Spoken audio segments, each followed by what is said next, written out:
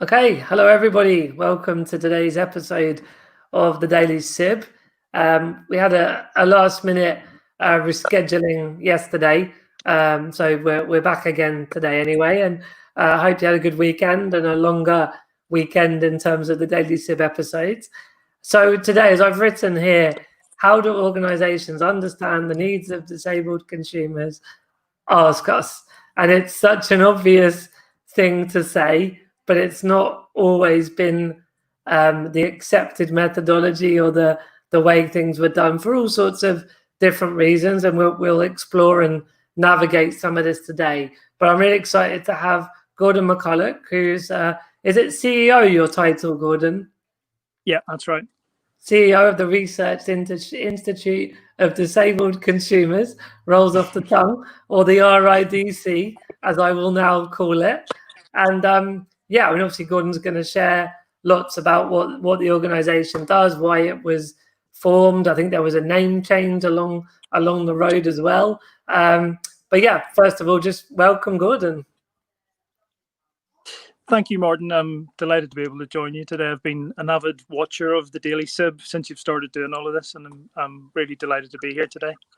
Brilliant. Well, as we were talking and setting up, I'm very jealous of your French background, this idyllic setting that you're calling in from, and it's nice that the Daily Sib can be done from everywhere and beam everywhere. So thanks for joining me while you're on your trip to France as well. Yes, bonjour. Bonjour, yeah. We'll leave the French there, but absolutely bonjour. That's about all I can do. I did it for like 6 years at school, but it's scary when you don't use it, you lose it, that kind of thing. But yeah, it's cool. So yeah, in the sort of general Daily Sib fashion, if you could just kick us off with just a bit of an insight into you and your background, would be great to kick off, really. Sure. I joined RIDC, and I'll talk a bit more about its history in a while. About a year and a half ago. And before that, I've always worked in the voluntary sector, and I've led a number of organisations that at their heart are about listening to members and individuals and trying to respond to their needs. So there's been a constant theme throughout my career, but mostly it's been research. And so I've worked in social research in Northern Ireland, where I'm originally from. And I've always had an interest in finding things out. I suppose that's the basic driver of me. You could grandly say I'm always looking for the truth, but that sounds ridiculous. But I'm always looking for the reason why, or why a problem exists and how it could be solved. So that has ranged from doing research into charitable giving or volunteering, or into sort of more action research, strategic development of organizations. So it's always been about research and trying to find things out. And for 7 years, I ran an organization in Southwark called Community Southwark, which was there to support voluntary and community groups, as well as individuals who were interested in volunteering.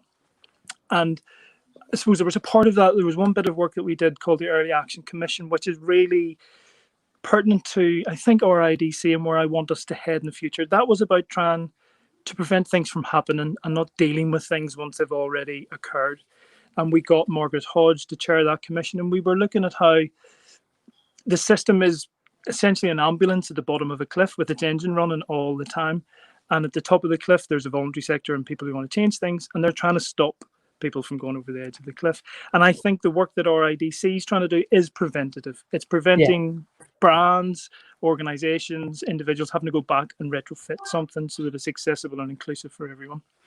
I don't have a background in the disability sector, and I suppose, like many people, I'm not disabled myself, but your family and your lives are touched by people who have a disability. Of course. And my father, he would never ever say he was disabled, but had pretty severe arthritis towards the end of his life. And just watching how he dealt with professionals, his own internal sort of mindset and his understanding of what was happening to him, it's always made me think about, well, that wasn't a great experience for him. It was very medical. It was very, all the stuff that he was given to help him was beige and big and boring, and there was no So if you always rewrite your own history, but if you look back, there's always been something about my dad's experience of becoming disabled into his older age. I think it's always been there. So it's a very long history, but my background's always been about research, listening to people, and trying to find the answer or a solution to something. And that's what's led me to RIDC. Yeah, that's brilliant to get that context. And the point you sort of made about the way the disability and being disabled touches different family members' lives in different ways, it does keep coming back a little bit to the word and the labeling of disabled and the identity of it. That, you know, if it's cultural, it's a sort of different cohort or different factors to when it's people with specific or different needs. And I know I had someone on, in fact, a couple of different people on, looking at sort of workplace adjustments, and they said when you segregated it by health condition or by the sort of community of I am disabled, it was a very different narrative to what do our staff need to do their job better and to be happy. And so in a way you could segment by people that needed different chairs or different computer software, or so it was all more around the needs and the solutions and not health condition or the cultural aspect. And of course the health conditions and the cultural aspect are all parts of this. I'm not suggesting that's now separate or irrelevant, but I think what you've just talked about is a really interesting way, particularly for older people, right? The numbers of those that are classed as disabled are more skewed to older people, and they don't go around saying I'm disabled, but they have difficulties with arthritis, undoing jars, or how to open doors. And so it's just about needs and those different needs. So I think that's a really interesting perspective. So yeah, can you tell us a bit more about RIDC and their history, and then how you and they converged? Okay. Well, you mentioned a name change. We've had a few over the years. There's been a few. So RIDC has been around since 1963. It was called RICA, the Research Institute for Consumer Affairs, and then it was called RICA, and I think that was sort of indicative of the time where ability got added on to the end of lots of different names. Everything. So I think we're probably best known as RICA. That was the name that was around. So it came out of which. So Michael Young formed RICA as what I like to think of it as, and probably was like a little sort of, I don't want to say paramilitary group within which, but that's wrong. A little sort of think tank, a little academic researchy type bubble within the organization as it grew, as the Consumer Association grew. And it was there to look at a program of research covering various consumer issues. It wasn't about disability, or it wasn't about older people. And the early reports, there were a series of 13 essays, sort of a whole range of different things. And again, it was, I think, by every measure, a bit high-minded and a bit academic, but it looked at things like estate agents, railway stations, consumer education, town planning, butchers, which apparently in the 60s was a thing, and car defects. And so it was not looking at the product the way that which the Consumer Association does. It was more about the consumer experience and how users of different bits of consumerism felt about it. There was also a study in 1965 that looked at older people, and that was sort of an early thread of the work that RICA was going on to do. And gradually it started to look at more disadvantaged consumers, those who were, I suppose, placed at a disadvantage because of the way things were sold, or the way things were marketed, or just general availability and accessibility of different products. So there were reports into special footwear. There was a groundbreaking report into sexual problems experienced by disabled people, and a Department of Health and Social Security study into invalid tricycles. So the language is not dated particularly well. But it started moving more into that arena. And then Action Medical Research, which was then known as the National Fund Research into Crippling Diseases, funded work to look at different laboratory tests of special equipment and mainstream products for disabled people. And again, it just kept, I think it was just a rich thread of research that could be done into this specific area. And then into the 80s, it was the Consumer Association's Silver Jubilee, and they did 7 reports into disability, and it that sort of was the trigger that pushed the organization into doing disability consumer research. And so it carried on like that, and then there was a decision taken in the early 90s for RICA to spin out as a separate charity with its own board and its own strategy, but still a very strong link back to which still exists today. One of our board members is a board member of the Consumer Association, and he's on that council. And they also give us a small grant every year. We're sort of like their cousins in North London when they're down at Regent's Park. But we're very proud of that shared heritage and history. We've certainly worked well over the last few years on doing various pieces of work into bank closures, special assistance at airports. I think you picked that one up. But anyway, so we branched out on our own. And over that time, then we started to develop our consumer panel. I think it was the first in the UK that was specific about disability. And that was right back to your point you made at the beginning about listening to the needs and expectations and experiences of disabled people and older people as well. So that panel has grown over time. We've got just over 1,600 people right across the UK who are our engine room, who drive every piece of research that we do. We don't take that sort of expert view. We design, shape the research with the panel, and then we listen to what they have to say, whether that's experience of washing machines with touchscreens for visually impaired people, whether that's their experience on the railways and assistance and turn up and go, whether that's their experience of using the Hive heating controls or getting onto the new HS2 carriages.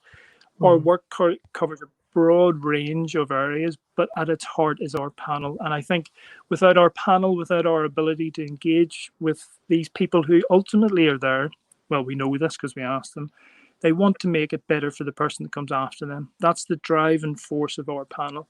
And we've spent a lot of time building up trust and it's sort of a relationship and a rapport with the panel, which is really important. Because I think so many large market research companies get work to do with disabled people and do 25,000 phone calls to get 2,000 disabled people to answer. But actually, it's I don't think that's good enough. I think that's a bit sort of quick and dirty. And I think with our panel, they are engaged and really want to make a difference. And so that's where we are now. It's been the organisations over the time has tried to do the which type of thing and provide consumer information and advice. That's very difficult to do because the range of products, the range of things are just so broad, and without the funding to do that in a way that which, for example, has a subscription every year, is just very difficult for us to do it in a way that really changes things. And that's what when you said about what brought me to RIDC, I think the potential of what we have and what we can achieve was the main reason that I wanted to come work for RIDC.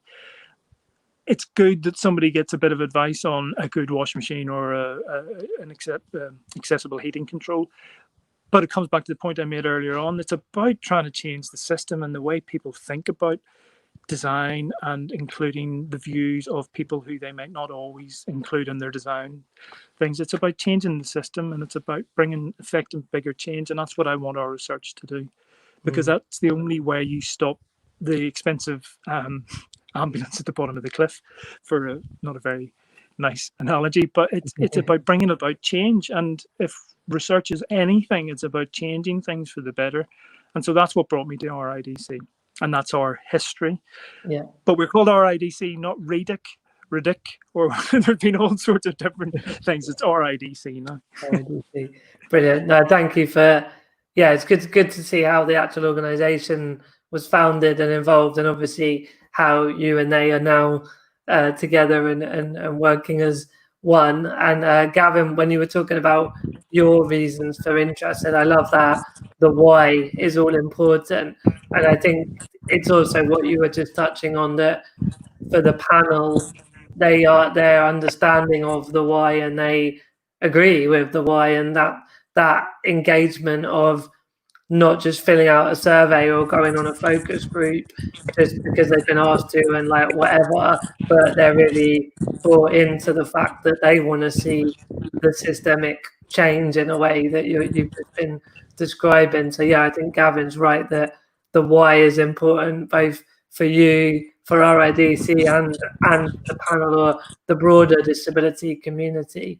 So I mean, as you say, in some respects, it's a sort of market research company. For in terms of the value proposition to brands, it's certainly, it's of that part of the world or part of the economy. And so there's two sides to it. There's the panel and how you get the insights, and then there's the how you work with different brands and different industries. I'd be interested just to explore a little bit of both sides of the coin, if you like. So on the disabled people side, obviously you've talked about the panels. I mean, how do people know about the panel? How have they joined? Can anyone join? Be great just to hear a little bit more about that side of it first. Sure. Well, anyone can join who has a disability or is older or just feeling that things are getting a little bit trickier or harder because they're getting older. So it's a difficult one. I mean, we talk about our name. Doesn't help sometimes because we look at older people and disabled people as well, and sometimes the name sort of just excludes one and not the other. But basically, you just go to our website, ridc.org.uk, click on our consumer panel, and it's a 15-minute sign up online. But you can phone us as well if you want to sign up over the phone. And we spend a bit of time gathering information about the individual, their disability, but also their lives as well, because that's really important to us when we're trying to place people or find a piece of research that suits them best. So we want to understand how they get about. So do they use public transport? Have they got an adapted car? We want to understand about their home. Is there any adaptations in their home? We also want to understand what they're interested in doing. So they may only want to do surveys, or they may only ever want to do workshops or interviews and stuff like that. And then what has happened in the past, and we have to get better. There's no organization's perfect at this. And if anybody says they are, then they're lying. But we can only engage with the panel once we have work, and that might mean that the panel itself doesn't hear from us for a while. And I want to change that. I want to have a much stronger, more consistent dialogue with the panel as a whole about what's going on in their lives, what's the issues that they're bothered about, and not just be very reactive to work that we get in. So my ambition is to create much more of a sense of community within the panel, so that not only are they sort of responding to research, but they are becoming, it's much more of a peer-to-peer type of situation, whereby they're helping us design the research and influence the work that we're doing, and build specialist cohorts within the panel. So there are some people on our panel who are extraordinarily knowledgeable about technology, about inclusive and accessible digital interfaces. We need a quick way of tapping into those people's experiences and knowledge. Equally, we've got a lot of people on our panel who, in the best will in the world, are transport geeks and know the timetable for Great Northwest or whatever those trains. But again, it's building those little cohorts of people who are really interested and specialist in those areas, so that we're much more engaged and connected to the panel. But basically, anybody can sign up, and that's it. And we go through all the ethical considerations of doing research, and we sign people up that way. But it's really simple, and it's quite quick. What was your other question? I've forgotten now. Well, I think that you've answered the first question, which is around disabled people and the panel, how they can join, and what kind of experience they can expect. I think you've touched on all the areas I would have imagined that would be relevant. So yeah, that's perfect.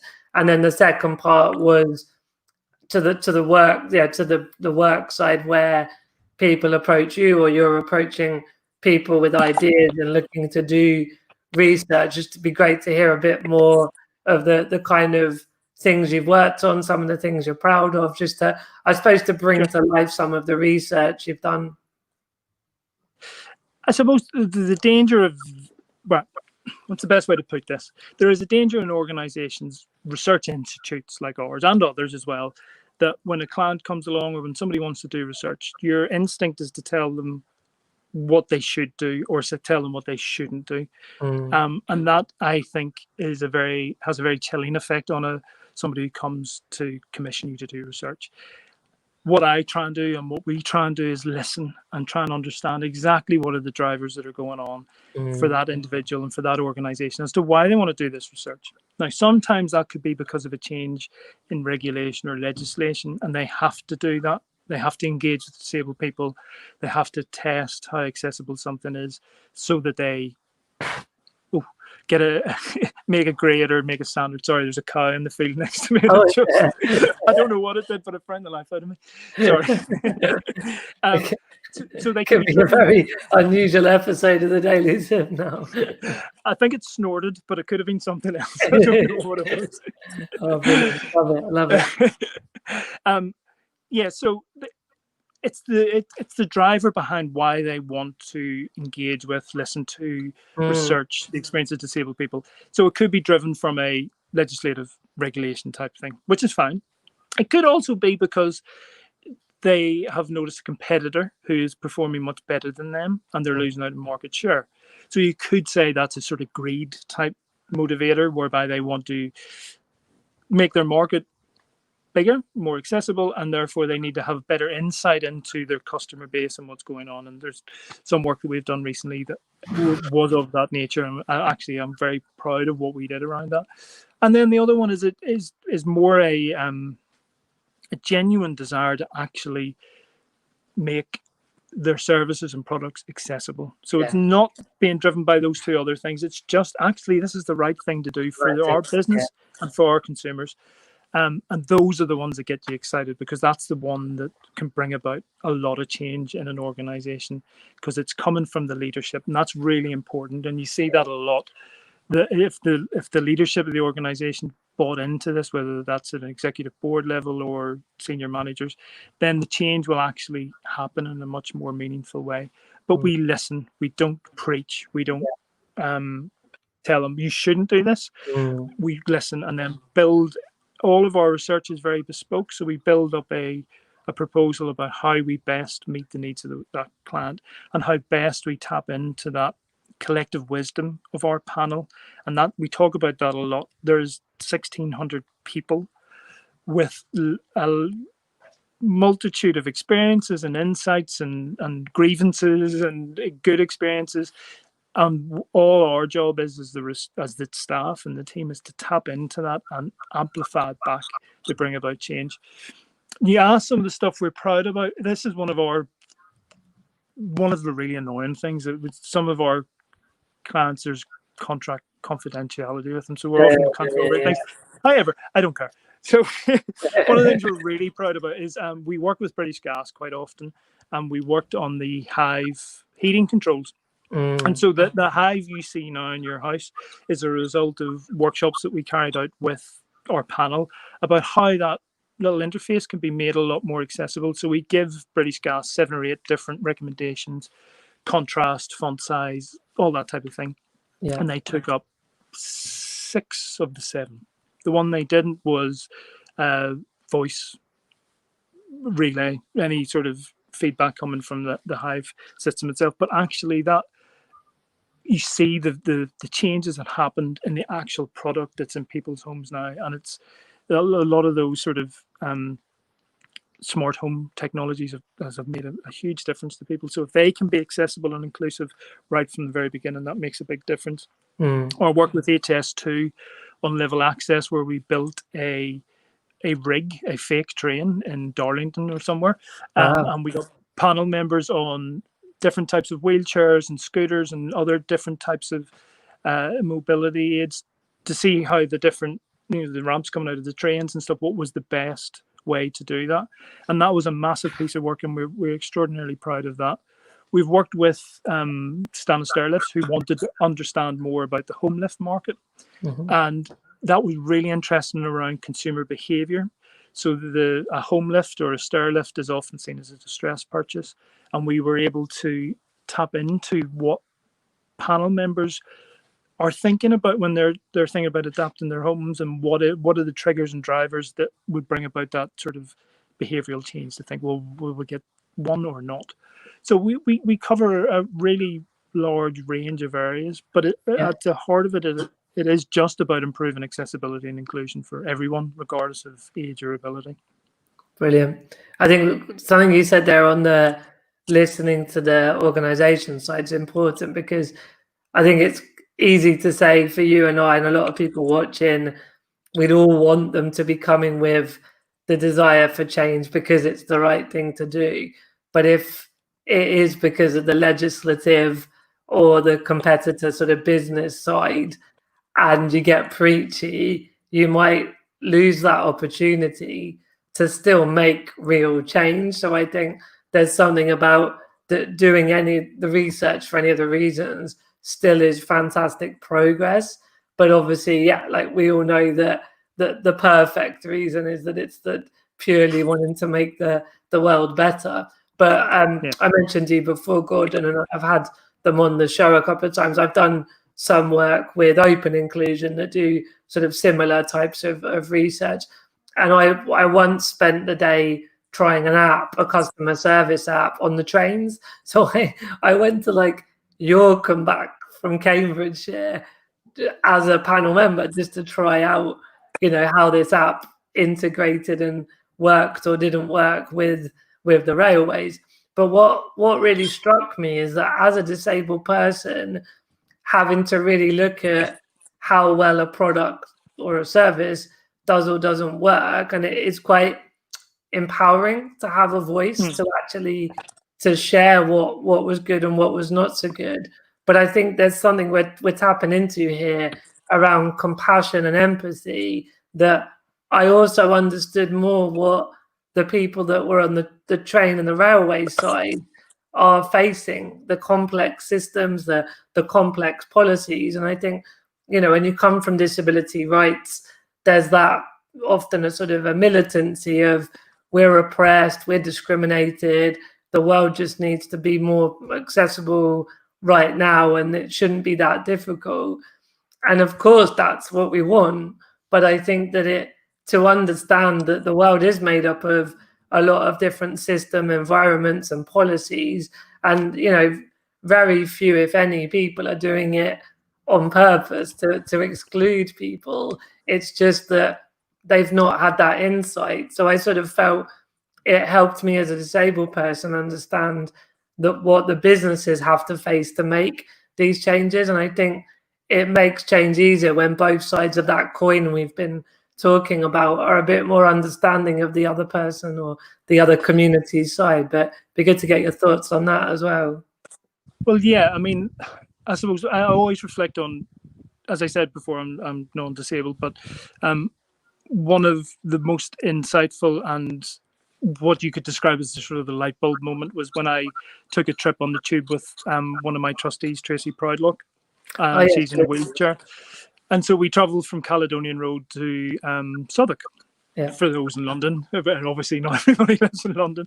But and the amount of planning and the amount of the margins for anything to go wrong that would upset her journey, and just the amount of stress that I had travelling with her. She told me, don't try and help me. No matter if people are staring at you going, why is he not helping? Don't try and help me. Yeah. And it just highlighted in a very simple and very effective way the challenge of traveling around London or getting a bus or getting the tube, that without planning and without a system that's integrated and that isn't fragmented, and that each bit of the system is working so that it understands the needs of the individual, then it's a very, very difficult situation to place yourself in.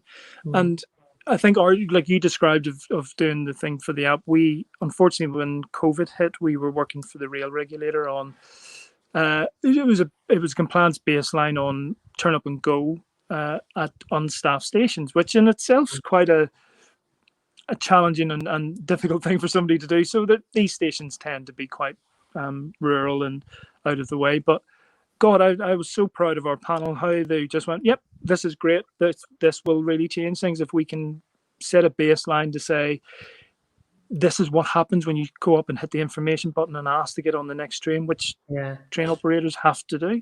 And we were anxious as an organisation about asking our panel to do it, but God, they were instant in their sort of signing up to do it. And I think we had 140 stations to do across the UK, and within about 3 or 4 days, we had got a quarter of them all done, and then COVID happened. Until we couldn't send people out. But again, it's that moment when you get that insight and that feedback from, as you say, somebody out actually testing it, but also understanding the system that exists around it. Then it is very insightful and makes a big difference. But I suppose this is a wider political point. Our systems, because of this notion of competition and this notion of it improves services and all the rest of it, which in a lot of cases it does, but actually for travel and for rail, it's a fragmented system that it is just so labyrinthine and complex for people to understand. No wonder that the people who use, disabled people who use trains, for example, are relatively low, because it's such a difficult, complex system to navigate around.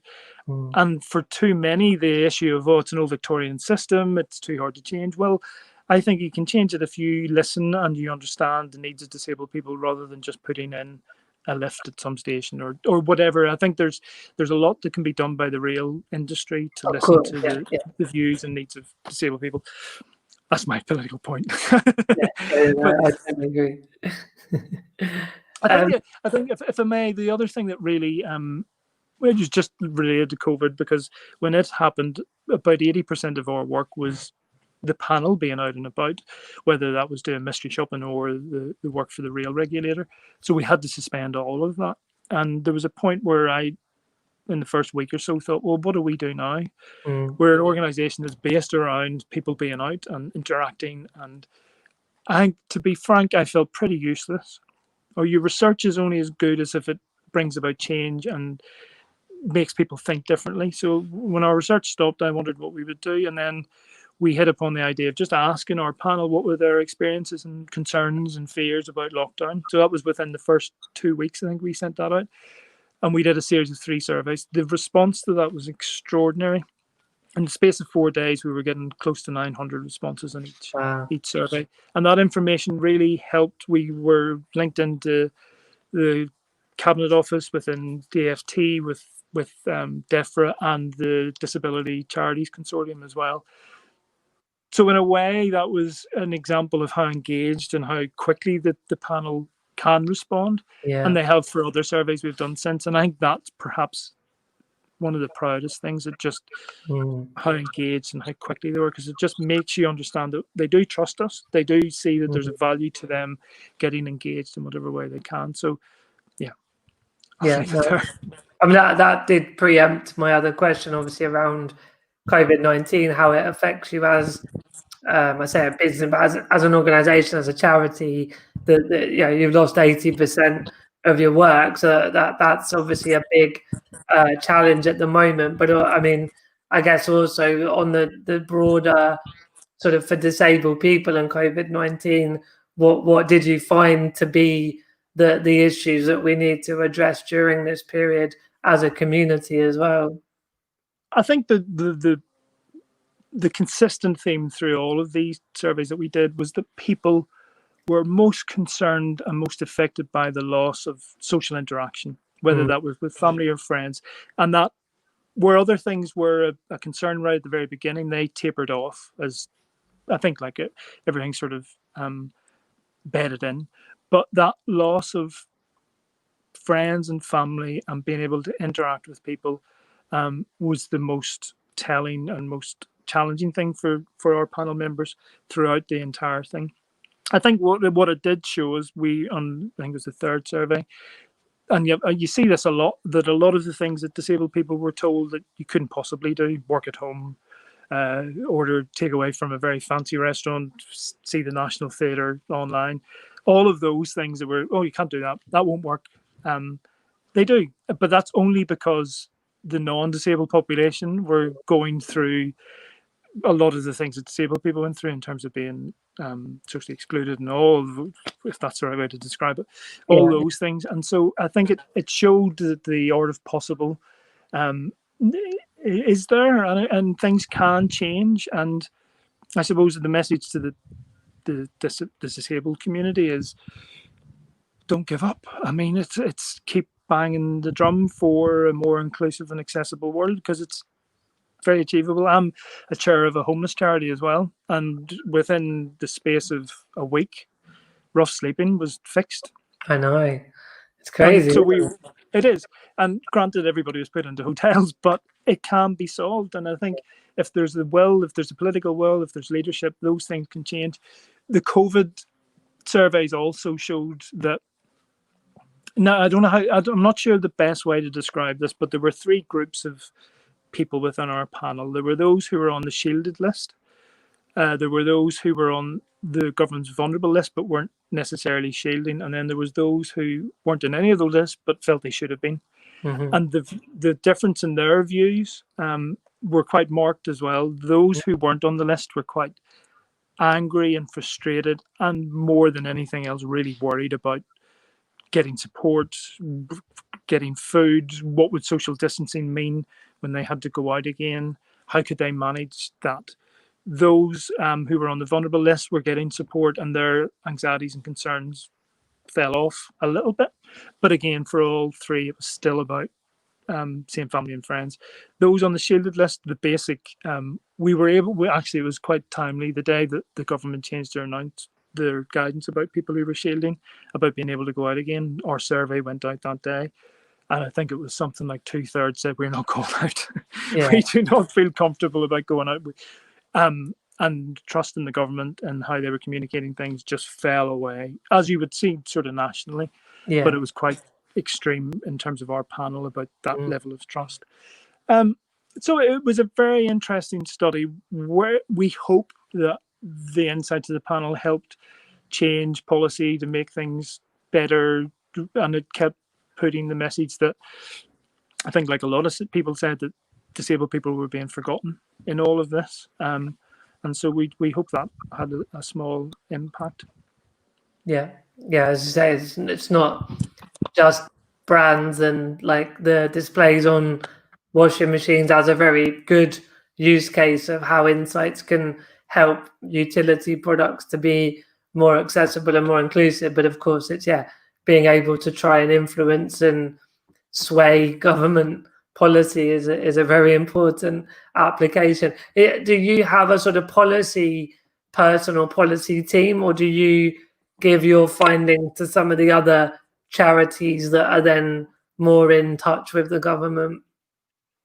Well, this is the sort of evolution that I hope that I've instigated within RIDC. We don't have a policy person.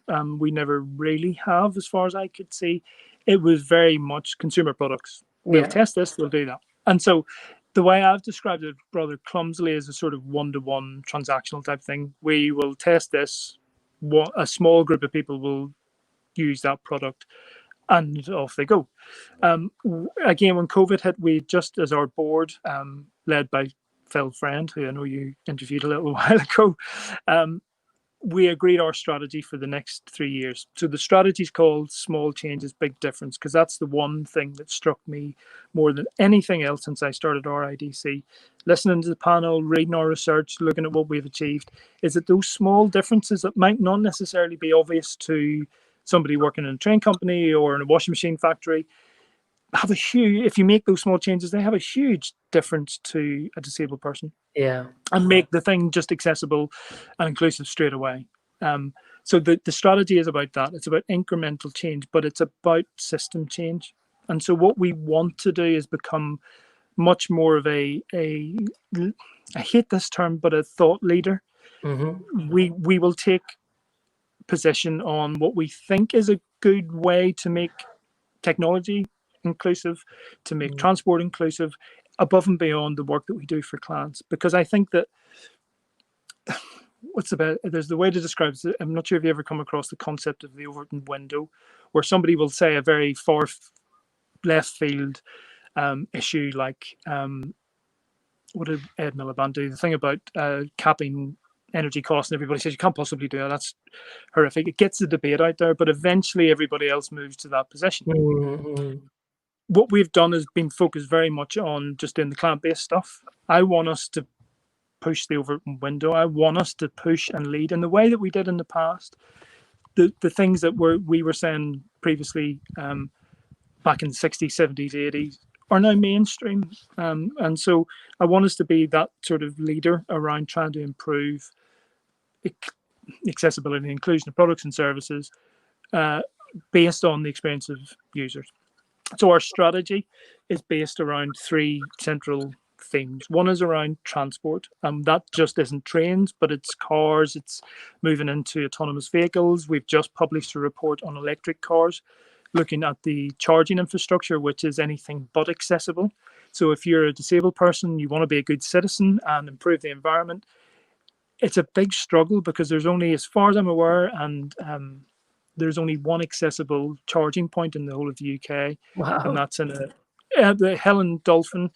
She pushed that. It's in a car park in Nottingham, I think. Might be wrong. But I mean, it's simple things. There aren't drop curbs at charging points. The kit itself is very heavy. It can get dirty, and if you're in a wheelchair, you have to carry it on your lap. The report's really interesting, so I would recommend people to go to our website and have a read. Our panel, we're out in Hammersmith in November with a BMW i3 that Motability lent us, and we did another one in Nottingham as well.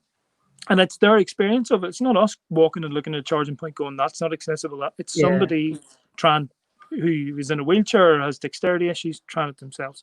So we want to look at the future of transport for disabled and older people. What does that mean? How do we bring about the systems change that allows things to be accessible from the very beginning, not retrospectively? The other area is around technology. As you would imagine. And that, again, is not just websites, but apps in particular, which don't have the same standards that a website carries. It's just that interface between the individual and technology we're interested in, not the algorithms in the background or whatever. But it's just how people use technology and how disabled people use it and how they understand it, and older people as well. And the third one is about aging well. And it's that what we talked about at the beginning. It's about that people aging with disability and not recognizing disability, and how do you stop things that are supposedly there to assist and help older people have a more independent and accessible life, that they're not just big and boring and beige, that sort of very medical type thing. It's how you tap into the expectations and desires of older people, and how do you tap into that market. So the work that ILC does, that sort of longevity economy, and the work of Age Lab in Massachusetts Institute for Technology, they're all sort of where we want to move into that area. Our problem, again, comes back to our name, because it sounds like we're only interested in consumer products. But actually, I think that policy, consumerism, there's an interface in between. And if you only get one bit of it, you're ignoring the other part. So I that's where I want to move us to. So we haven't got a policy person at the minute. I am all about working collaboratively and in partnership. We aren't the best people to be in government telling them what to do. We don't have those contacts, but we can give others the stones to throw. Yes. Saying that from somebody from Belfast again sounds terrible, but so that's how I imagined it. That it's like with the panel and the insights, there's the quantitative and the qualitative insights that you get, that given to a policy person or a charity with a policy team is going to give them a lot more evidence to prove what. And as you say, even if it's a small change, we know the numbers. As a nearly 14 million people with a disability in the UK. So the impact is still huge. Yeah. I mean, I don't, in that name, I don't mean to downplay, small changes, but actually it feels like it is just the small changes, actually understanding the needs and expectations of disabled people before you do anything. Yeah. That's the small change, and that's what I guess we want to drive it. Yeah, no, I know what you mean. That's really interesting. It's very helpful to sort of see those 3 key areas that you're looking, to sort of focus around and work around into the future. And I'm sure, obviously, as other requests and demands arise, you're there to support those in the same way anyway. How can people get in touch, whether they're on the business or government side or a disabled consumer side? Well, the easiest way is just to email me, and I'm always ready to have a chat, no matter where I am in the world. I think the best way to do any of this is just to have a conversation and really understand what others want. So if anybody wants to reach out and have a conversation, visit our website, ridc.org.uk, or email me. It's just Gordon McCulloch at ridc.org.uk, and I would be more than happy to have a conversation in more detail about the work that we do, how you can engage with the panel, or indeed if you want to promote the panel to your community or whatever. My ambition is to really grow this panel significantly, so that, and I say this advisedly, is that organizations who want to do the sort of large scale quantitative surveys of disabled people come to us and not Ipsos Mori or some of the other big ones, because we talked about before, that sort of empathy and understanding and trust with our panel, and so that we're getting close to the numbers that would mean that we would get sufficient returns. And I'm in the process of designing a omnibus survey so that each quarter or every couple of months we can send out a series of questions that companies and organizations can buy a number, so that we've got a much larger survey and we can send it out. So if we usually are, I think now our usual numbers are about 600 returns. So we'll keep growing, and so we'll get more returns that way. And it makes it more cost effective for companies not having to buy a huge survey or do workshops. They can buy 5 or 6 questions, and the survey itself will be relatively large, but not so onerous that people won't fill it in. We're also looking to incentivize filling in surveys. The COVID has brought one of the changes that we've obviously moved everything online. And there are pros and cons of that, particularly around the qualitative stuff, doing workshops and focus groups. They're much more accessible. We don't have to worry about parking or getting to different venues. But for other people, this type of thing it doesn't work. No. And so we've got other options around online community boards. The people who might be anxious talking on a video, they have more time to reflect and think about their responses to a series of questions. So I think COVID will bring a step change in how we interact with the panel. So we've got all our online survey stuff, but actually it's the qualitative stuff that will be the big change, and it's actually very exciting, and it's something that we're very pleased that we're able to do and want to do more of. Yeah, fantastic. Well, we're just about 1 o'clock. I think we're going to wrap up, Gordon, but flew by a lot. We've covered a lot, and I mean, it is. I think that not the difficulty, but sort of challenge is because it touches all parts of society, doesn't it? There's so many areas that there are barriers and inaccessibility and exclusion, and also on the disability side, there's, like we said earlier, there's different health conditions or different access needs. So there's a lot to cover, but I think that really that methodology, if you like, of speaking to disabled people, understanding the insights into whatever the context is that small change that businesses and government need to make better improvements to the world of inclusion. So congratulations for your progress. I look forward to working more closely with you on a personal level into the future, and we'll have to get you back on in a few months to hear how things are going. I would love to. It's been really great. Thank you, Morton. You're right, it has flown by. Yeah.